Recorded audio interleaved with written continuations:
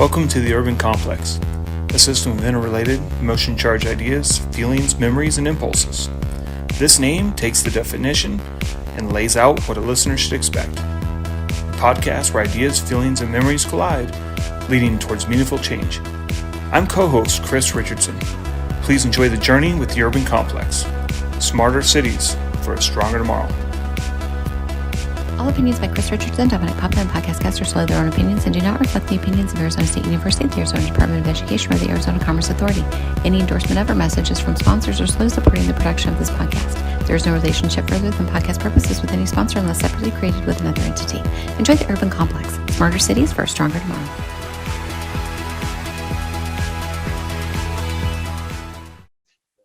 All right, Dom, here we are again. What's top of mind? Oh, excited for the guest today. I think he's a good longtime friend of ours. But first, okay, I have to ask you something, Chris. So I was on LinkedIn today, and I couldn't help but come across this open position at the Arizona Department of Education for a CIO. Isn't that your position? So what's going on? So let's remind everyone, I'm employed by Arizona State University. I'm on temporary assignment for 6 months to help solve some things for the Department of Education. Yeah, it was surreal. So that went up just last week, and it's been out on LinkedIn now. I'm just getting some interesting comments, observations, and it really is surreal, right? In your own job description for the job you're in, that you're having fun doing, as you're preparing to go back and see all your old colleagues. Like on Monday, there's this big thing that ASU does called Empower. I'm actually going to that just to see everybody.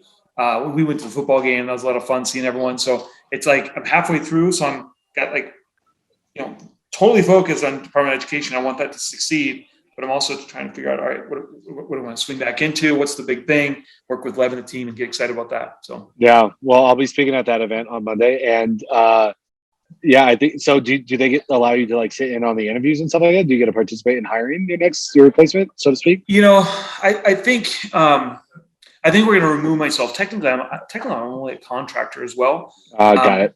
But I did bring in an interesting exec recruiter.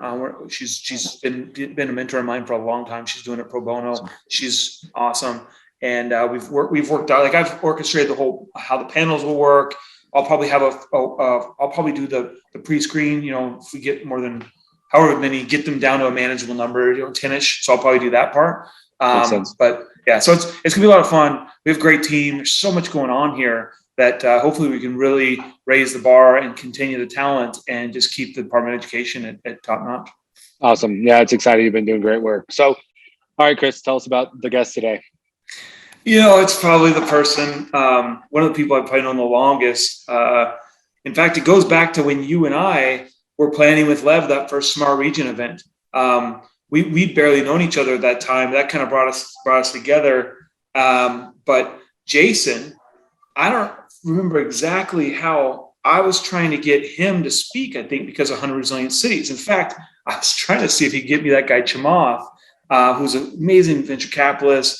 I've known his wife for a long time, no ex-wife, and Jason's like, I don't know if we can pull that off, but he opened the door into some groups, and we became friends. I found out he was an ASU grad, and then after that, like 6 months later, he calls me up and says, hey, I'm in Phoenix for an interview with this ASU Smart City Cloud Innovation Center. I'm like, wait, what? I'm like, I'm the co-chair of that thing. Holy crap, we need to get you here. And I'm like, because I knew 100 Resilient Cities is an amazing thing. I can't wait to hear him talk about that. He's just got a great approach. He's got massive breadth, and with AWS backing, they can go deep. And I think people are going to be really impressed with Jason and what's going on there. So, yeah, so excited. Not only his work is incredible, but such a just great human being, like great person. You're gonna love his attitude, his enthusiasm, his passion for cities. I'm sure you're gonna love this conversation. It's gonna be a lot of fun. Should we bring him in? Let's do it. Here we go. Support for this episode of the Urban Complex comes from Worldwide Technology. What if we could connect people to new possibilities, turn thinking into a way forward, solve problems before they become a problem, and share the future with everyone? We can. At WWT, we connect businesses to technology to make the impossible possible, to reach better decisions faster, to accelerate progress. Together, let's make a new world happen.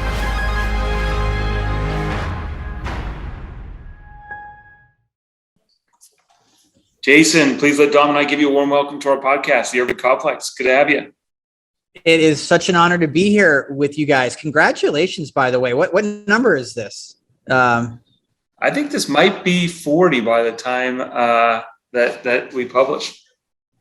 Well, that's fantastic. I got to tell you, I'm really proud of you guys. I remember when you were talking about it. Hey, we were thinking about doing a podcast, and you did it. You went and you made it happen. And it's actually been phenomenal. You've had some world-class guests on here, and it's I think very quickly become a pretty impressive tool for people trying to learn or stay up to date and hear from folks in the space. So congratulations. Yeah, thanks. We're learning a lot, having a lot of fun, and get great people on, and just keeps going. Now you're in the hot seat. Yeah.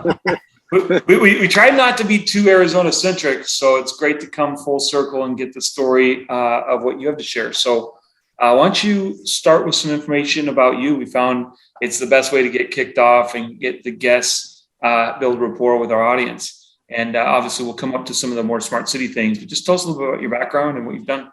Is this the tell you about my childhood part of the show? You say whatever. We've had people tell us what grade school they went to. No script on this one. Yeah, no, I can do that. And it's interesting. I think if, my career has really been centered in community, and I can actually tie it back to grade school. There was a specific moment when I fell in love with cities. And I think it's something that's been guiding me ever since. So as a kid, I lived on a little island off the coast of Maine. And so my elementary school was actually a one-room schoolhouse, and I was the only kid in my grade, which for Chris and Dom, that probably explains a lot. Isn't that defined as homeschooling? No, we got to go home for lunch, which was good. But so I went, Monhegan Island in Maine. So I finished up there on a Friday, and then we drove down to Cambridge, Massachusetts. And I don't know if you've ever driven over the Tobin Bridge, but came over the Tobin Bridge, Boston skyline, the Constitution, all lit up in Charlestown, and just was like, wow, what is this? This is amazing. And this may or may not be good parenting, but we lived on Ellery Street, which is halfway between Harvard Square and Central Square for folks who know Cambridge. And at the time, right at the base of Ellery Street was like an 80s playground. There was a place called 1001 Plays, which was this amazing arcade.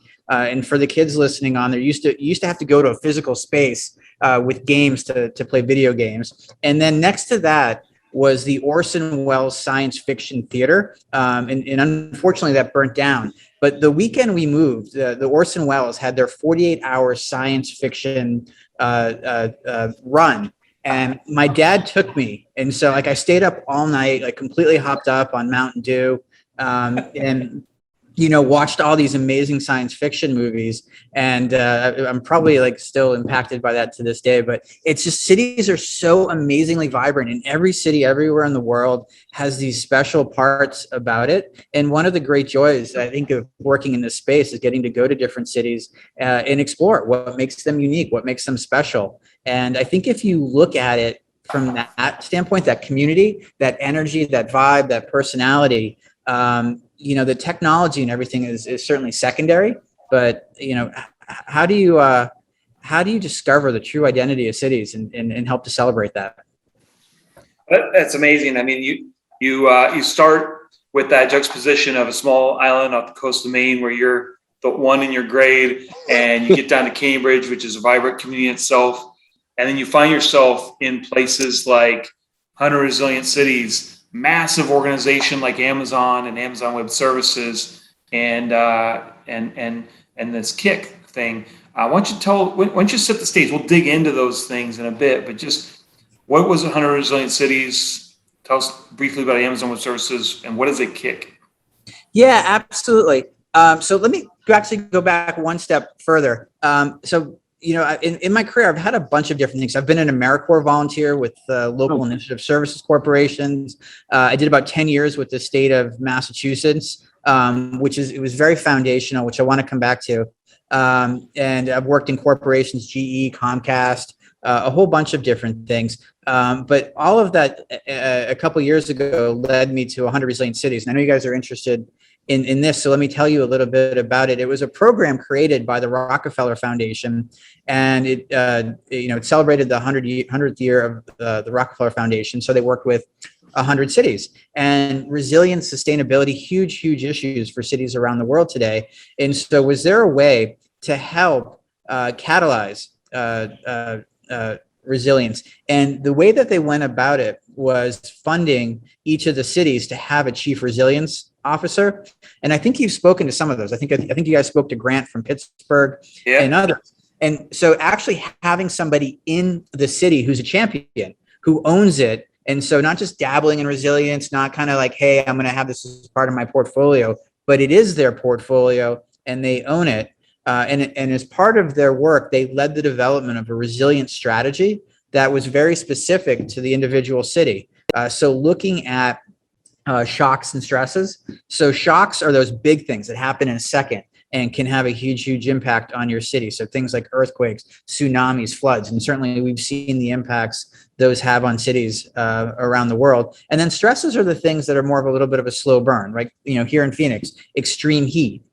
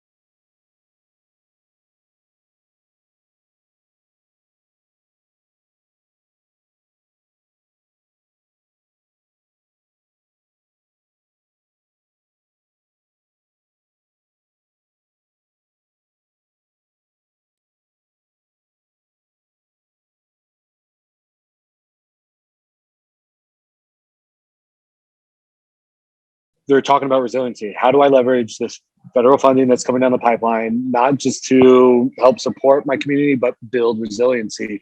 So, what have you seen coming from the 100 Resilient City program? What have you seen that's working well? And has it anything really exceptionally changed in the past 2 years since you left? 2.5?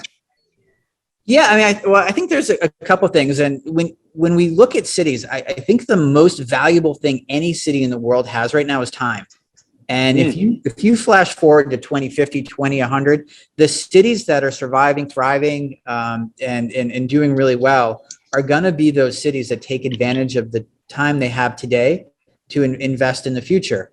And a lot of the things that cities need, right? Water, power, fuel, transportation, all of those things, they're not necessarily quick fixes. They're, big capital projects can take 10, 20, 30 years. I mentioned that I worked in the State House in Massachusetts. I worked for a state senator from New Bedford, which is, an amazing city. If you guys haven't taken a look at it, phenomenal mayor, John Mitchell. 2 times in history, New Bedford was the wealthiest city in America, once during whaling and once in manufacturing. And at times it's fallen on tough times, but it's also completely separated from Boston. And the state senator that I worked for, Mark Montigny, has been trying for 30 years to get rail activated. Literally been working on it for 30 years and just got the funding to go ahead with that. So it's going to take 3-4 more years to get that online. So when you think of some of these solutions that are going to impact the future of our cities, they're not quick fixes. So time is really, really valuable. And so there's a couple things that I think help with that. Obviously, having strong executive leadership that gets excited about taking risks, trying new things, having a clear vision of what they want to do. And then from a smart cities perspective, I think a couple of the things that we've seen help a lot is thinking about smart cities in terms of evolution versus revolution. So there's the things that cities do today. Somebody owns it, there's budget for it, they're familiar with it, and maybe it's an analog process or an outdated process. And can we leverage technology, the cloud, big data, mobility, applications, automation, sensors to help improve that process? But it's just an evolution of what they're doing today.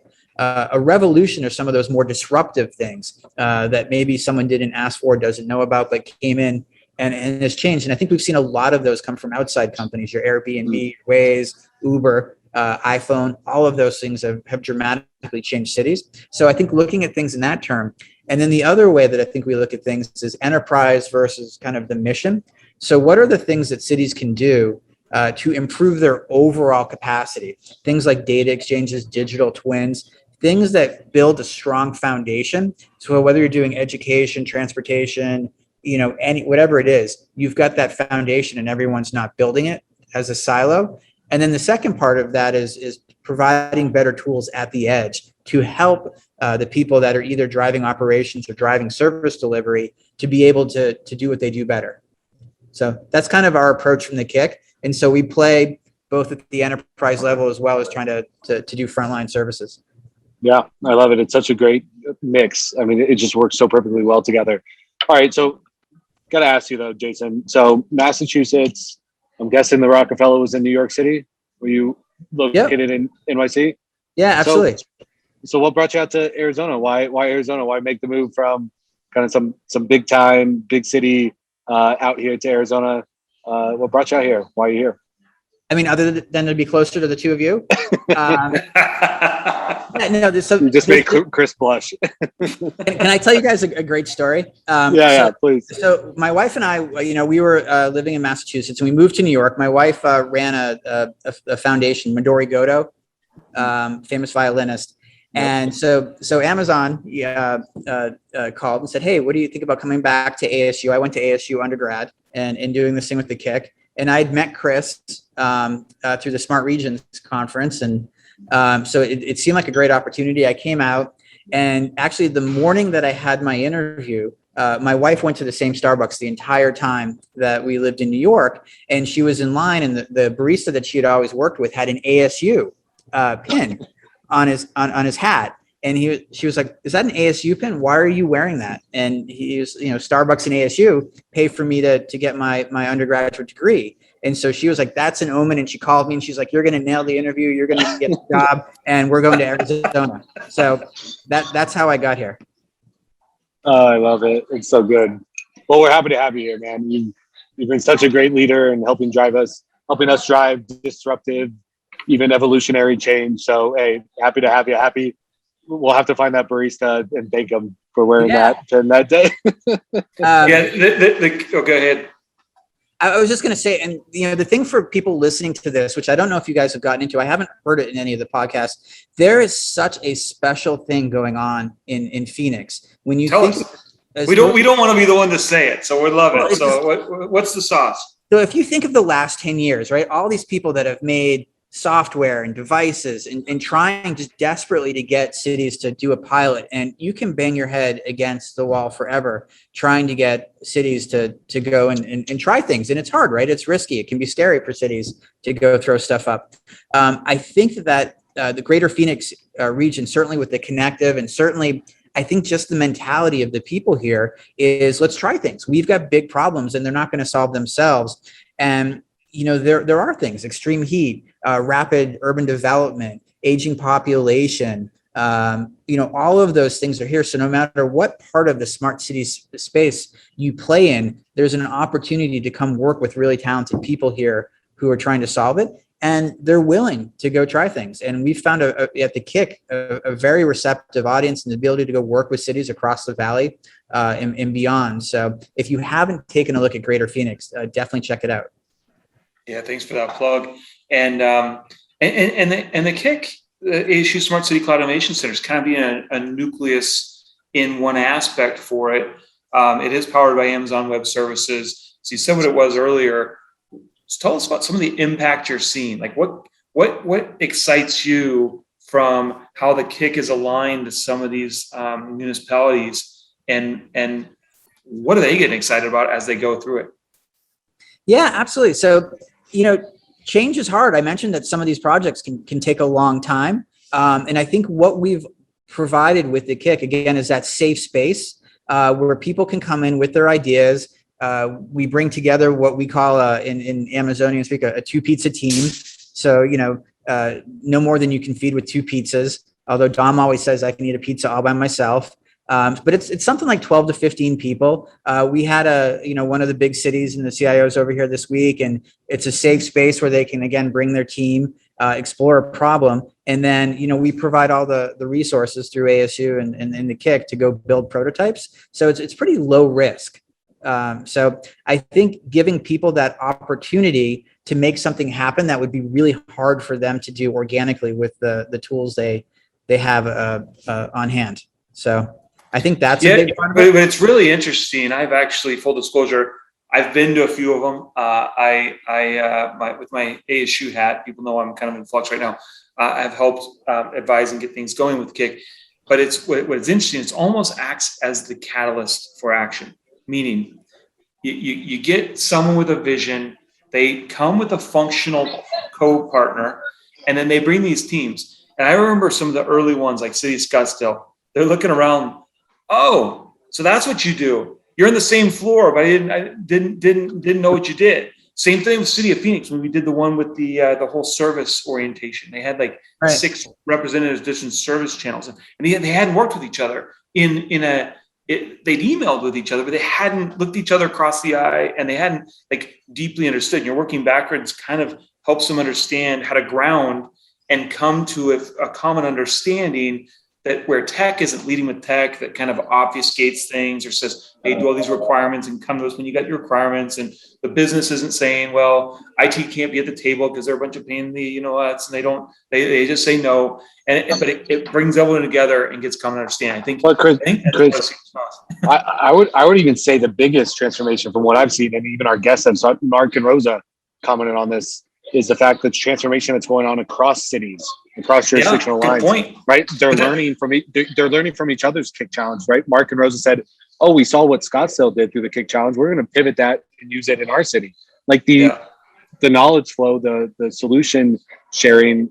That I think that's even more transformational than just department to department. It's jurisdiction to jurisdiction. That's where we create scale. It's been awesome to watch the cities learn from each other through the kick. Yeah. Any examples you want to highlight, Jason, of kind of give people context of what's come out of it?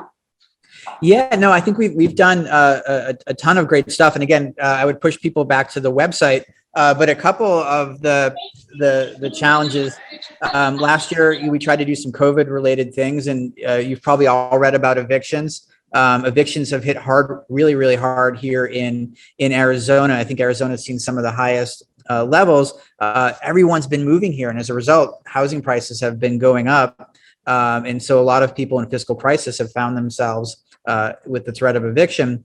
The city of Phoenix received some funding, didn't really have a mechanism for getting it out to the people who needed it most. And if you look at the organizations that provide the utility and rental assistance, they're all over the place. Some have software, some are using Excel sheets, some are literally using yellow pads. And if you're somebody who's experiencing fiscal crisis, the last thing you have time to do is spend all day on a phone trying to make an appointment and then go down to an office. And so what we were able to develop working with Wildfire, which is a large NGO here, and then a software developer, Prefix Health, in about 30 days, we were able to stand up a tool that allowed people to upload self-service, upload their documents, and then allowed the agencies to be able to process the application, all without you having to get on the phone and do all these things that were preventing people that needed it, the help. So, with everything going on with evictions, I think that's one of the things that's super replicable and helpful again to people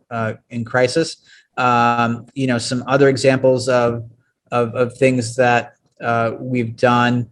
We're working on open shot gunshot detection, trying to build a sensor that reduces the cost and makes it more inclusive. So instead of just doing certain areas of the city, you can deploy a larger area. And that actually has a secondary purpose in working with the Phoenix Zoo, who is using it in Costa Rica to help reduce poaching. So that's one. Full disclosure, Jason had me out for drinks one night. It was pointing to me of all these places in Old Town Scottsdale where a sensor could go there and tell me about the heights and how that one won't work. And I'm like, how do you know all this? It's like, well, I work for GE, man. There you go. And again, and the other thing is, we try to knit all of these things together to going back to that enterprise and the mission to be able to put all the pieces together. So how about where is the kick going? Like how is it positioned? You said there's been about 30 challenges. What can you forecast a little bit of the future for how it's working and what's next? Yeah, absolutely.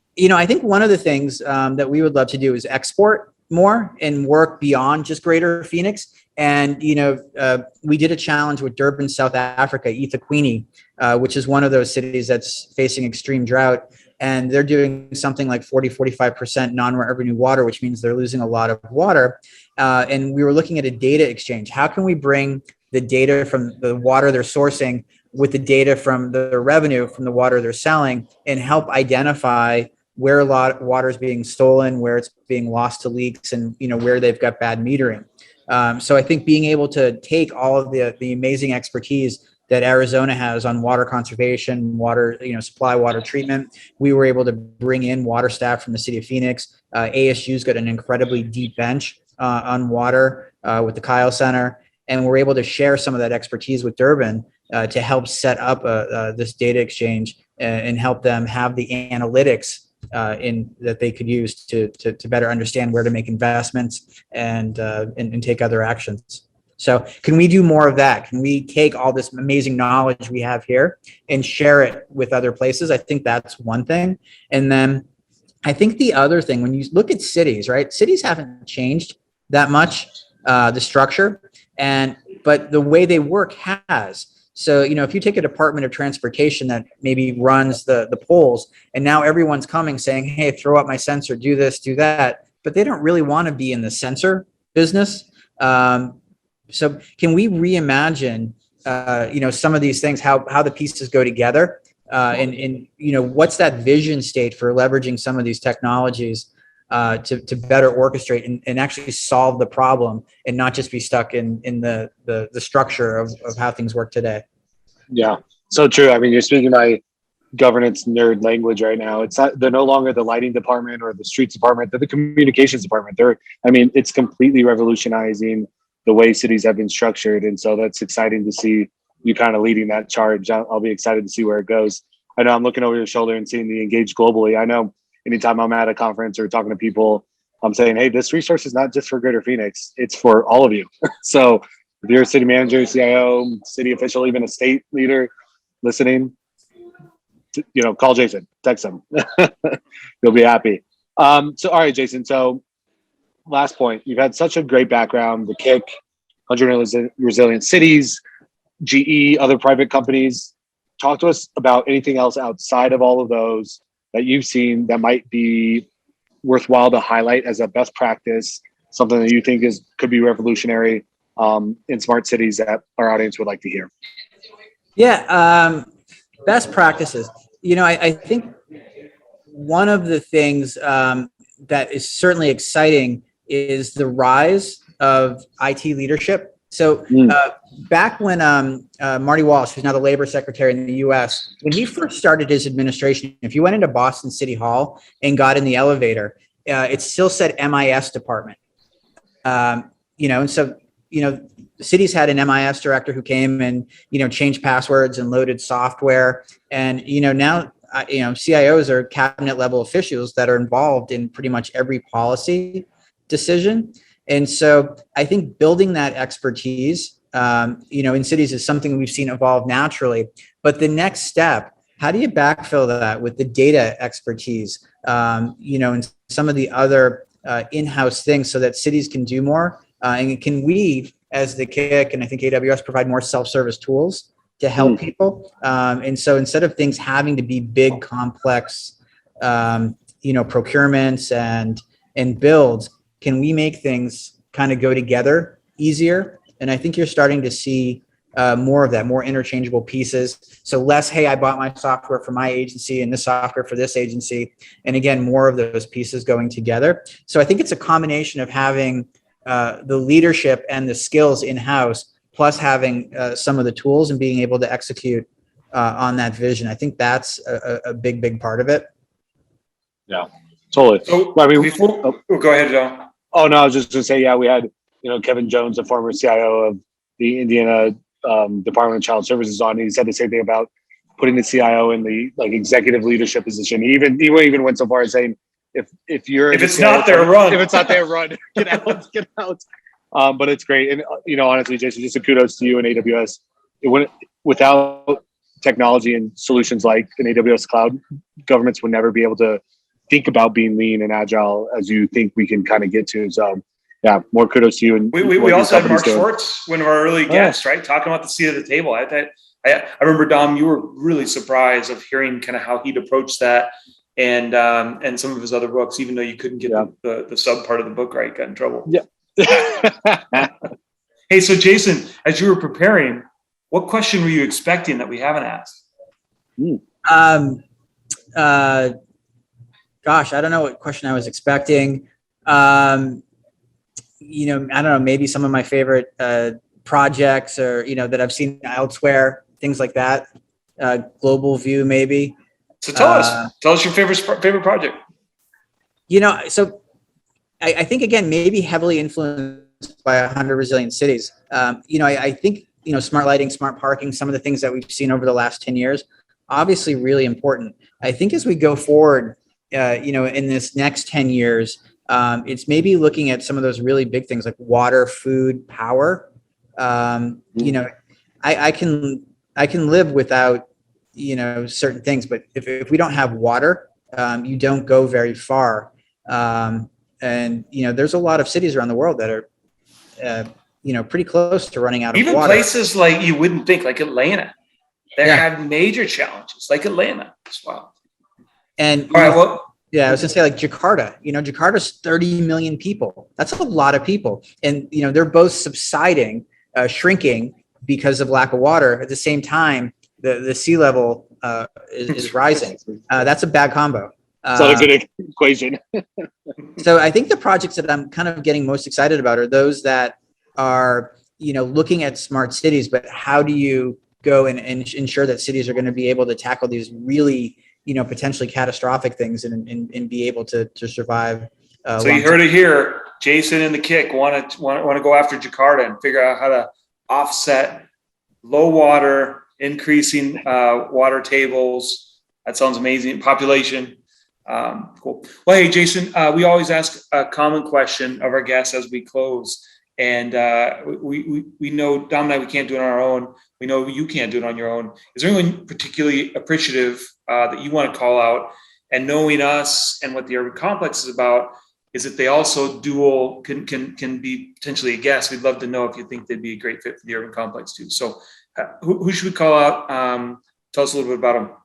Yeah, absolutely. So, I'm thinking about this in a couple different ways. So obviously there's amazing people in the space that are doing great stuff. And, we read about all of them in the work they're doing. But kind of my background, again, I think I started before smart cities, was really a big thing.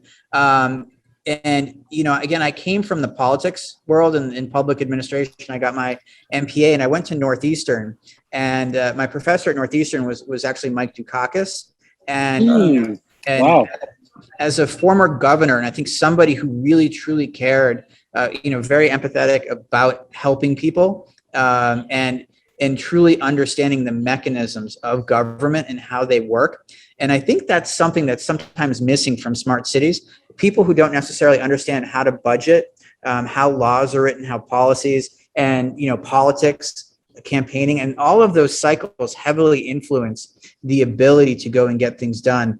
And so I think of oftentimes when I'm, thinking of smart cities, I feel like having an MPA and having that background rooted in public administration has been really, really helpful. And in Dukakis, he teaches at Northeastern, I think now at UCLA, and just, the tradecraft in running government. And I think having that insight into how government actually works makes it so much easier to understand how to develop digital solutions to help. And so I think that background is in particularly those types of professors and people that have that practical experience are super helpful. That's a very similar response. You were the one that actually opened the door to Mitchell Weiss through your book club, and he was on. He had kind of a similar aspect, and it's because he was a chief of staff. So that's great. All right. Well, with that, Jason, the Urban Complex gives a big note of thanks to today's guest, Jason Whittet, Digital Innovation Lead for Smart Cities at AWS and former Associate Director for Solutions Development and Innovation at 100 Resilient Cities. Thanks for joining us, Jason. Yeah, no, thanks for having me. Good luck. Good to see you, Jason.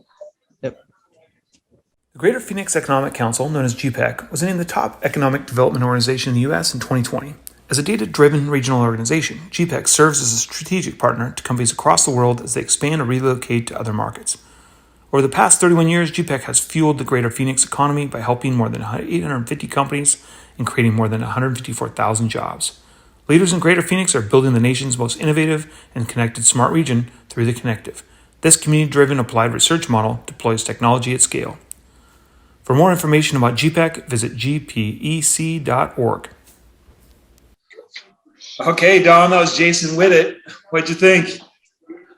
Man, one, again, I told you, not only a great human, but what amazing work that they're leading. What a great past experience. Rockefeller, 100 Resilient Cities, now this AWS Cloud Innovation Center that's doing incredible work. And then companies like GE that was at the beginning of the smart lighting effort, just killing the game.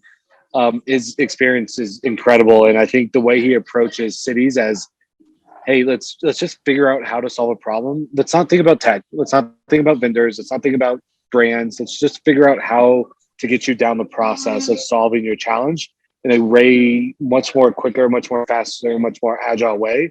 And then we'll get to tech later. It's such a breath of fresh air, especially honestly, in full transparency, living it here, watching our cities go through it, watching their eyes light up, watching them share the solutions.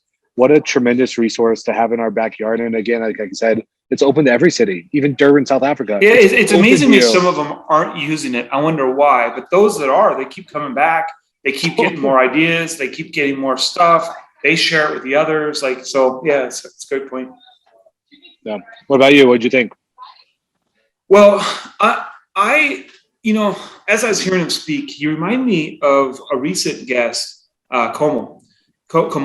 And what I mean by that is when he was talking about these cities, the cities are the greatest. They're thinking with time, and they're thinking of along the axes of evolution and revolution, meaning they knows they have to transform. The structure of the city hasn't changed all that much, but it's changing. But the mechanics and the processes are changing significantly in the things they're doing. And so what reason why I say it reminds me of that Arbor Spark is they started with this thing, and then they added this thing, and then they added this thing, and then they added this thing, and they all of a sudden they've got this defensible moat of all this infrastructure that it's going to be very challenging to go and compete against that for economic development pieces. And so in this regard, like he's thinking on the planes of creating capacity, data exchanges. Once we get one, and there's things in work where cities will have a data exchange. Once a digital twin exists, you now can use that thing forever. And you can keep adding to it and keep learning new insights and keep programming it. And the digital twin, you can run new scenarios and do all sorts of stuff. And so that's the mindset that he's thinking and bringing to our landscape. Now, obviously, it's been mainly local, but you hear they're thinking about how do we go big and how do we get ones that want to go even bigger. That stuff feeds back here too, right? So It's just exciting. Jason gets me pumped. The kick is awesome. Yeah, and you know what he said that you just reminded me of is this idea, and because I have my master's in public administration as well as my law degree, but the MPA helps me so much because as I'm talking with cities, trying to think of new solutions and trying to really think of new creative governance models, I get the inside workings, and so they connect with me immediately. And it's just interesting to see, the private sector with someone with an MPA and why AWS has been so great at connecting with our local governments is because he understands. Okay, yeah, you can't just. He totally gets it. He gets it. And so I'm he navigates through. He can speak their language, totally. And it's like I'm wondering if this is a tactic that instead of because a lot of industry actually lets you go back. Leave with tech. Hey, come check out my tech. No. I'm talking about most industry partners will actually let you go back and get continuing education. Maybe they should focus on, especially tech that's serving government. Go back and get your MPA, so that it's not. Good point. Not your MBA. Maybe your MPA, because if we're trying to actually remember the possibility, Mitchell Weiss's book that we're given, I got to get my ducks in a row and start giving that out to our guests. Yeah. But that chapter where he talked about the best talent is going to go into public sector because there's so much opportunity. To your point, if they've got some tech skills and they go get an MPA, they're positioned for an amazing thing. And Jason's leveraging that. Like he's navigating all this amazing stuff. He's teaching Ryan Hendricks, who's also there. He's the general manager of the Kick. He's an ASU employee. I mean, those guys are making stuff happen. It's really cool. Yeah, but it's because they understand you. It's, many times you need to build a relationship first before you can even talk anything smart city. And so they just understand because cities, you need that translator. So yeah, great. Speaking of which, I actually really liked his definition. Help cities be the best version of themselves. Maximize the good and minimize the bad of each city's unique aspects. I took that verbatim. I think it's pretty damn good. And really good. Yeah. Yeah. No, I'm just saying it's really good. I mean, just be the best version of yourself. What do you want to be? Go be it. Right. And if it's tech, if it's not tech, if it's whatever, just go be it. Yeah. I mean, wow. What a great definition. Yeah. Cool. So that was Jason. I'm sure a lot of our guests and listeners will be reaching out to him to try to do their own cakes. So excited to see what comes of it. But so look on our social. He'll definitely be. He's super approachable. Well, we'll post it. So cracks in the pavement. What do you got for us? Well, Jason was touting Arizona State University, its innovation, its research. It's funny. I go look on some articles. I find this one. Cool pavements research build as temperature rises. He mentioned one of the things going on in Arizona, why he moved, is there's so many big challenges, right? Where our heat's going up. We've got these urban highlights. Well, So some ASU researchers in the city of Phoenix have partnered with, or separately, Massachusetts MIT's Concrete Sustainability Hub is also looking at this. So we've got two powerhouses in innovation and research are looking at the same thing. How do they find ways to cool pavements as with air temperatures, greenhouse gases reduction, and whatnot? Like it's just kind of neat to see where there's a problem, you can find unique ways to go after it. In fact, in June, City of Phoenix experienced 6 consecutive days when the high was at least 115 degrees, and the heat waves are impacting. You heard Jason talk about homelessness is increasing because it's getting so expensive here. Like, there's just so many reasons why we need to look at pavement. So they're thinking about ways to. There's all sorts of things they're doing. They're doing more canopy cover, more shade. So trees, obviously you want to get trees that aren't water hogs because we don't have a ton of water either. But I don't know, what stuck out to you? I know you've been working with City of Phoenix on this very issue. No, I mean, I love this, what they've done. I don't know if you saw, but also they hired actually an ASU associate professor. I think his name is David Handula. I actually, again, going back to the MPA, while I was getting my MPA and I was trying to proclaim smart cities in ASU's program, he reached out to me and we had a conversation about, hey, I'm doing work on, urban heat. This was 5 years ago, and now he's hired at the city of Phoenix to lead. I think they have like a first in the nation urban heat department. So it's everything we talk about with urban complex, like bringing together academia, researchers, the universities, with government, with private sector to come together to solve a problem. Like, who says you can't hire an associate professor to come lead a division of your school or of your city and help you solve a very difficult challenge located within your city? Because he has access to obviously the rest of ASU still. He has access to private companies. It's going to be amazing to watch this. And guess what? Urban heat is not a issue that City of Phoenix faces alone. Think about all over the world where if they solve something great here, it could be scaled. Well, so I was reading even deeper. They're actually looking in to have the pavement properties change over time and with sun exposure. And so they're literally thinking about how to change the mix of carbon mix that's in the pavement so that it doesn't deteriorate the same way, so that it has reflective properties. Like, it's just amazing where innovation is coming depending on what we're challenged with. So I don't know. It's the spirit of the urban complex. That's what I love about it. Well, these are the stories we need to tell. I mean, I just read about Michigan, my friend Trevor Powell up there, who's the chief mobility officer for the governor, saying, hey, we're going to be the first place to charge, the street will charge your electric vehicle as it drives.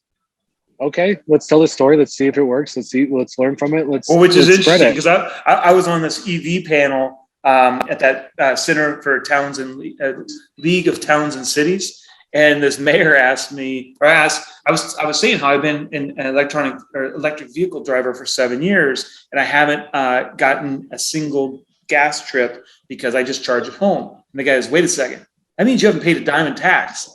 I'm like, ooh. So I said, I hope someone policy-wise can answer that, because that's not the way I intended it. I'm doing it for the customer view. But so just they're solving it. How do you get the tax while they're driving? Because that's what generates the revenue to offset where the things are going to change. So, yeah, and maybe my last point, again, being the governance nerd and the founding nerd, our country was built on this idea of small little laboratories across the country learning from each other. One city does this, you learn. One city, right? So that's all we're becoming. We're literally becoming a smart cities laboratories all across the country. Michigan's focusing on electric vehicle road infrastructure. We're focusing on urban heat, sidewalk infrastructure. We're all going to share this information. This is why the urban complex exists. Well, we have this asset right in our backyard. Cities are using it. It's only a matter of time. So it's great thinking. What a great episode. Cool. All right. Well, that's a wrap, everyone. See you next time. Thanks all. See ya. Thanks for listening to The Urban Complex. Smarter cities for a stronger tomorrow. Please find us on where you listen: Apple Podcasts, Spotify, or YouTube. We do love your feedback. Let us know if you have ideas for guests or questions to air on cracks in the pavement via social media. The Urban Complex is found on LinkedIn, Facebook, and Twitter. Or just shoot me an email, chris@theurbancomplex.com. Till next time.